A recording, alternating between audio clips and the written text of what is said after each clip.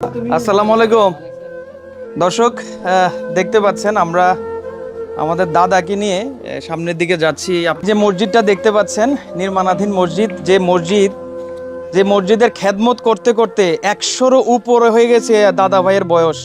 তার রহমতে জীবনের মুষ্টিমংশ সময় এই দাদা এই মসজিদে কাটাইছে। ওনার একটাই স্বপ্ন ছিল, এই ভাঙাচুরা একটা মসজিদ, এই মসজিদটাকে সুন্দরভাবে নির্মাণ করবে এবং এলাকাবাসীকে নিয়ে এই মসজিদে একটা ওয়াক্ত নামাজ পড়ার পরে যাতে উনি বিদায় নেন পৃথিবী থেকে, উনি এভাবেই ওনার নাতি এবং ছেলেদেরকে বলে গেছেন বা বলেছেন। তো আজকে ওনার ছেলেরা নাতিরা মিলে এই সুন্দর করে মসজিদটা নির্মাণ করছেন। কান্তাছেন কি লেগা? হ্যাঁ, কান্তাছেন কি লেগা?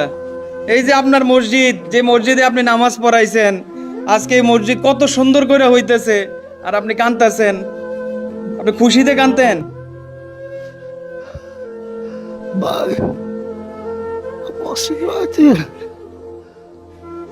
চোখের পানি টল টল টল টল করছে দাদার। ওই জীবনে একটাই স্বপ্ন, এই জায়গাতে সুন্দর একটা মসজিদ বানাবে। তো সবাই মিলে আল্লাহর রহমতে এই মসজিদ মোটামুটি দাঁড় করিয়ে ফেলেছে।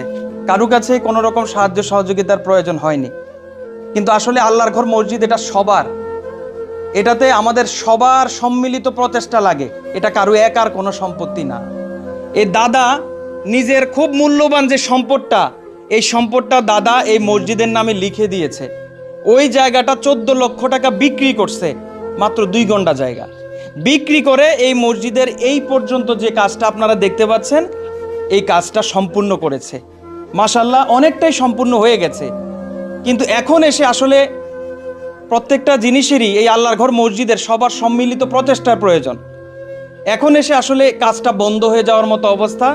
দাদার যে টাকা, ওই টাকা দিয়ে বা এলাকাবাসীর মোটামুটি সহযোগিতা এই পর্যন্ত আসছে। এখন আরও সাহায্য সহযোগিতার প্রয়োজন। এই প্রয়োজনই আজকে আপনাদের সামনে দাদাকে নিয়ে এই ভিডিওটা উপস্থাপন করছি। আপনারা যদি একটু সহৃদয় হন, তাহলে এখানে এই মসজিদের বাকি কাজটা সম্পূর্ণ হবে। এবং এই দাদা প্রায় 100-এর উপরে ওনার বয়স। এই বয়সে ওনার মরণের আগে উনি একবার এক ওয়াক্ত নামাজ এই মসজিদটাতে পড়বে বলে উনি আশা করেছেন। ওনার আশাটা আমরা পূরণ করার জন্য আমরা সবাই মিলে আসুন। আমি স্ক্রিনে সাহায্য সহযোগিতা পাঠানোর বিকাশ এবং নগদ নাম্বার দিয়ে দিয়েছি। এই মসজিদেরই যারা দায়িত্ববান আছে তাদের এখানে সাহায্য সহযোগিতা পাঠিয়ে দাদার স্বপ্নটা বাস্তবায়ন করতে সহযোগিতা করুন। মানুষের স্বপ্ন থাকে এভারেস্ট জয় করা, মানুষের স্বপ্ন থাকে বড় একটা বাড়ি করা, মানুষের স্বপ্ন থাকে নিজের পরিবারকে নিয়ে সুখে থাকা। কিন্তু এই মানুষটার সারাটা জীবনই আমি দেখেছি এই মসজিদের সাথেই ওনার সম্পর্ক। উনি কোথাও বেড়াইতেও মনে হয় যায় নাই, এই মসজিদে থাকতে হবে, নামাজ পড়াইতে হবে। মসজিদে কেউ যদি না থাকে, উনি না থাকে, মসজিদ কষ্ট পাবে, এমন চিন্তাধারা নিয়ে এই দাদা আজকে এই পর্যন্ত উনি আছেন। আল্লাহর রহমতে উনি মসজিদের খেদমত করেছেন। এখন ওনার জমি বিক্রি করে ওনার আত্মীয় স্বজন এবং ওনার ছেলে নাতিদের সহযোগিতা এই পর্যন্ত মসজিদটা হয়েছে।